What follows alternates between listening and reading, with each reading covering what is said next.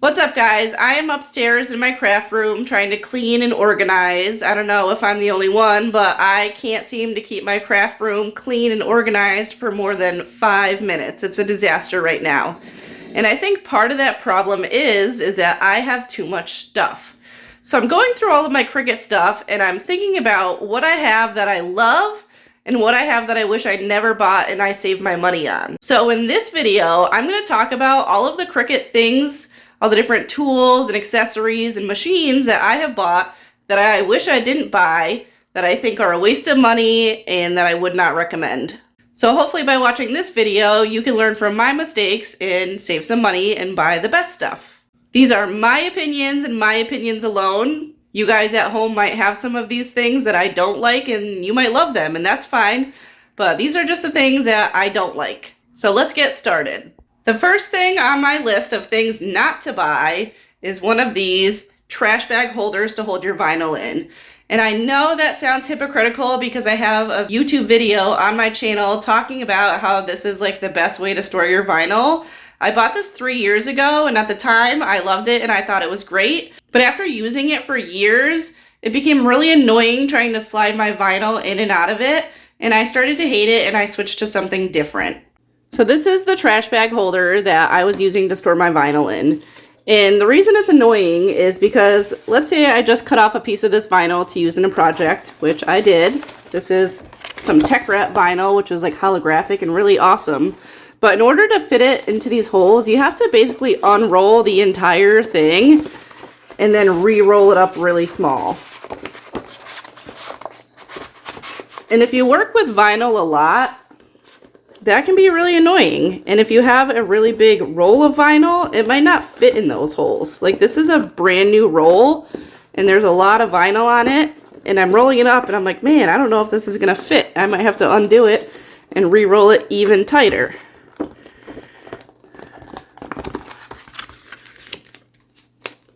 So I guess it's just a matter of convenience. Like it doesn't slide in very easy. And then every time you want to take it out and put it back in, you have to re-roll it, which is annoying. So that's why I don't use this anymore. I had bought 4 of them and I stacked them up and I hung them on the wall and it looked really cool, but it's just not very practical. I'm going to show you what I use instead of this to store my vinyl. Instead of storing my vinyl in the grocery bag holder, now I store it in one of these over-the-door pocketed organizers. I think this one is actually for shoes. And that's why it has 2 pockets. And I bought this one at Walmart years ago. I was actually using this in my bathroom. Here's another life hack. These over-the-door organizers work amazing for organizing all your bathroom stuff. So I would have like Band-Aids, toothpaste, all the different stuff, medicines. But then I was thinking like this would be really great for vinyl. And I love how it has a different pocket so I can be like extra organized. And if one of my rolls of vinyl is kind of big, it doesn't matter because I don't have to squeeze it inside of that little hole like I do with my grocery bag holder. I can just squeeze it in and voila! Another hack that I have is hanging my mats on the wall. I think that's the best way to store it and it looks pretty. I'm sure you can find over-the-door organizers like this on Amazon. I'll try to look some up and leave links below in my video description. I'm sorry if you watched that really old video of mine where I recommended buying those to store your vinyl. At the time, I thought it was a great idea and I loved it and I bought 4 of them. But then after using it, I decided that it wasn't such a good idea and that there was something better out there. Let me know in the comments below. How do you store your vinyl? The next Cricut accessory that I thought was really cool when I bought it, but now I hate and think was a stupid waste of money, is this. It's a nail polish holder that you can use to store your vinyl in while you weed it. I paid like $10 for this and I never use it. The dollar store also makes one that's only $1, but I hate that and I don't use it either. I'll show you what I use instead. I never throw away my Lysol containers because these are awesome for storing your weeded vinyl in. You can open it up and it has this little flappy thing right here, which is great for getting your weeding tool in and pulling off the vinyl that sticks to it. And this is disposable and it's really big so it can hold giant pieces of vinyl. compared to this, which is like teeny tiny, and then when you want to empty it, you have to sit here and like pick out all the little pieces that are stuck inside. You can see there's still pieces stuck inside that I don't feel like taking out. Who wants to sit there and do that? So I just take my Lysol wipe container, put my weighted vinyl in, and then throw it away when I'm done, or you can be extra reusable and empty it out. This is the one that I got from the dollar store, so you can compare it. The one from Amazon I think is better because the slots are smaller, so it's easier to get your vinyl to go in there, but it's just really unnecessary. The next thing on my list of Cricut tools and accessories not to buy is these aftermarket weeding tools. My husband bought me some on Amazon for Christmas one year. I don't know, they seem like dental tools. This one still has the plastic on it because I've never even used this one. But like this angle is weird. When I'm trying to weed, I don't want it to be that way. And it doesn't have good grip because it's all metal. I hate these and I never use them. And I wish that he saved his money because I'm never going to use these. These ones I got from the dollar store, so it was only $1 wasted, but I don't use these either. I literally love my Cricut pen and that's the only tool I need. So I'm just going to get rid of all of these and clean out my space. Or I'll probably stick them back in the drawer because I never actually get rid of anything. Because you might need it someday. Maybe I'll use it to clean my teeth. Who knows? This is the next accessory or Cricut tool that I bought from the dollar store. And at first I loved it. It's a roller cutter and you can slide this down to cut, and then it has a safety feature where you can slide it up and it will protect your hands from the blade. The reason I hate this is because it destroys your mat. So I'm using an old crappy mat and a piece of scrap vinyl. But what happens is if you cut through your vinyl with it, it leaves marks below on your mat. You can't really see it in the video, but I was getting giant like slice marks in my mat, which sucked. You don't want to destroy your brand new mats by using a dollar store blade.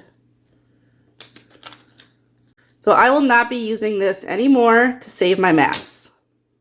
The next thing on my list of Cricut stuff not to waste your money on would be this aftermarket trimmer. It's by the company named Carl, which is coincidentally my father's name.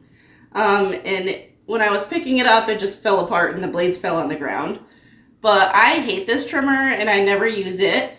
One of the things I hate about it is that it doesn't have the swing away arm like this one has. If you're familiar with the Cricut trimmer, this slides out so you can measure going this way. This one does not have that. I don't know what I was thinking when I bought this. I don't know why I was like, oh, I need a better one, because the Cricut one works just fine. This one sucks and I never use it. It's like big and heavy and bulky. In order to cut through it, you really have to like push down and then slide. This is sitting underneath the bed in my craft room because I never use it. And it was pretty expensive. I want to say it was like 40 bucks. So save your money, skip it, you don't need it. The Cricut one works just fine. The next thing that I regret buying is these storage organizational carts from Michaels. I feel like almost everybody has them. They're only like 50 bucks. But it was way too flimsy to hold my Cricut stuff. And also the drawers kept falling out and not fitting back into place. So now I use it to store all of my daughter's Barbie things. So we have like Barbie shoes, Barbie accessories, Barbie clothes. It's really great for Barbie stuff, but not really for Cricut stuff. I was also wondering where the screws went to this because I lost some screws on my other one in this room. This one holds all of my kids' craft stuff. So, I mean, it's not like it doesn't get used anymore. I still use them. I just don't use them for Cricut stuff. But you can see right here, a screw is missing, and I was wondering where that went this morning, and that's where it went. But like a lot of these drawers sometimes, like they get stretched out and then they don't stay in place. So you'll go to pull it out and like the whole thing will fall out. And you can usually move the whole thing like side to side because it's really flimsy. It's good if you want to organize like lightweight, basic, small stuff. It doesn't hold a heavy Cricut very well. It's not strong enough to put a heat press on. Kids crafts, totally perfect. Cricut crafts, not so much. Let's go back upstairs to my craft room and I'll show you what I like to store my Cricut stuff on. I like to keep my Cricut machines and some of my accessories on this kitchen cart. My last house had a teeny tiny kitchen. I think it's technically called a microwave cart. But my last kitchen had no storage space, so this is what I had bought, and I stored like my microwave and my toaster oven, but now I have a big, huge kitchen, so I use this for my Cricut stuff. So it's got a drawer down here. This one pulls out. So this would be actually a really good shelf to store the Cricut on, because when you cut, you want to make sure that your mat doesn't hit the wall. So if you store it on that shelf, you can pull it out. Another thing I like about this cart is that it has an outlet right here, so when I want to cut, I can just plug it in there. But it's nice and compact and has lots of room for storage.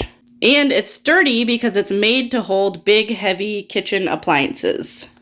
This is another thing that I love to use for storage in my craft room. It's a kitchen island, which I also used in my tiny kitchen at my last house. But it has enough room where I can store my Cricut over here, and then I have room to work. I was keeping this downstairs because I do a lot of my filming for YouTube downstairs, so I just kept this in my dining room, but I'm trying to work up in my actual craft room more often if I can ever get it clean. But this thing is hella sturdy. It's solid wood. There's nothing flimsy about it. There's a lot of room to put bins and stuff, and there's racks on the bottom. It seems like kitchen storage is the way to go when you're looking for craft room storage, because kitchen storage is a lot sturdier. While we're on the topic of storage, I'm also a big fan of these cube bins. It's a really good way to stay organized and have a spot for everything. The next thing that I regret buying is my Cricut Joy. I usually use my Cricut Maker, and before that, I used my Cricut Explore Air 2.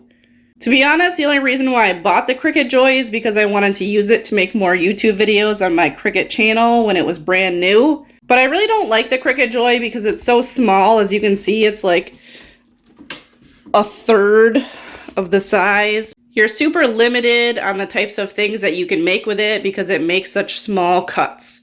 It's good if the only things you want to do is like make labels or make things for cups. But if you want to do big projects like making shirts or making signs for the walls, you can't really do that with the Cricut Joy. And the Cricut Joy wasn't cheap. It was like $150 or $200. The only thing that I love about my Cricut Joy is for making cards with, but I'm pretty sure that they make a card mat for the Cricut Maker or the Cricut Explore Air 2. I mean, they're basically the same machine. It's just this one cuts faster and stronger. I don't think that being able to make homemade cards is enough of a reason to spend this much money on a Cricut Joy.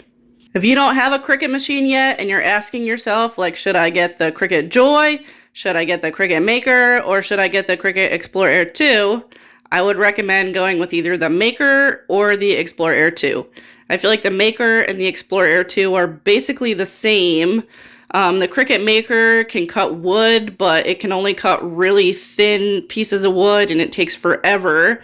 I don't ever cut wood on my Cricut Maker. I only cut vinyl, really, or paper, like cardstock. The Explore Air 2 is cheaper than the Maker, which is why I started with the Explore Air 2.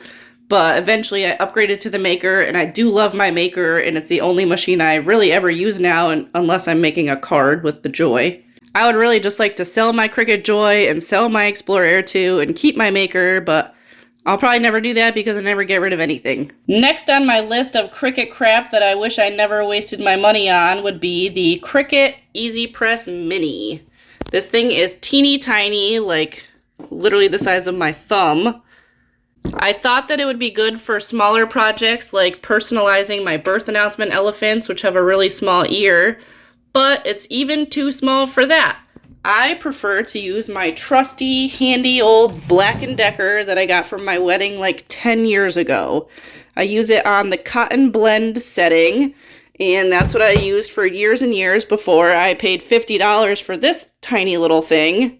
This is the birth announcement elephant that I was talking about. They're one of my best-selling Cricut projects, and I have a video on my YouTube channel about how to make them if you're interested.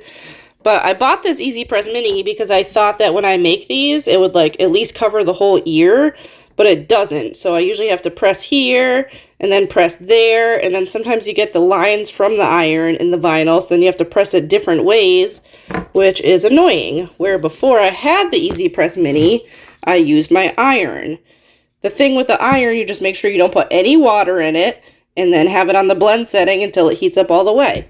And then this iron covers the entire space of the ear. So I can do it in one press instead of like 3 or 4. A clothes iron works exactly the same as that, and it's bigger but still small enough to get into those intricate spots. So if you have a decent clothes iron at home, you probably don't need the EasyPress Mini. The last Cricut accessory that I would recommend not buying would be this 5-in-1 swing away heat press. I bought this a couple years ago when I first got my Cricut machine, and I stopped using it because it caught on fire. I was using the mug press to do some sublimation on a cup, and I noticed that it started smoking and burning, so I unplugged it real fast, and I didn't use it again. I have since upgraded to the Auto Press by HTV Arat, and I love it. So that, my friends, is all of the Cricut stuff that I hate and I wish I never wasted my money on. If you enjoyed this video, make sure you hit that thumbs up button, subscribe to my channel, and turn on your notification bell so you don't miss out on any of my new videos. And here's a pop-up to one of my playlists if you want to see more of my content. Thanks for watching!